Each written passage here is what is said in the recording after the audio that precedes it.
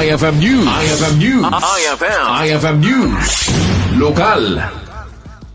Kalpasan ti Panagdaliasat ti Bagyo Maymay iti Ilocos Norte ket insigida nang isayang katig iti kameng ti Philippine Coast Guard de Ilocos Norte ti Coastal Cleanup Drive tapto di kastayat madalusan ken saan ang may warwara dagiti basura basar ti report ket insayang kata ti Coastal Cleanup iti Barangay Victoria Crimao Ilocos Norte dito ang nakaukunda ti sangapulo ket may sakol ti basura iti baybay ken dito ang nasegregate ken dispose may naig iti daytoy ket inobrada pa daytoy kas paset ti I Care when intensified Community Assistance Awareness Response and Enforcement Program.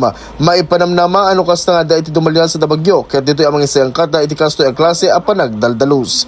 Para iti IFM News, Idol Lawrence Martinez Tatak, IFM. IFM News. IFM News. IFM News. Lokal.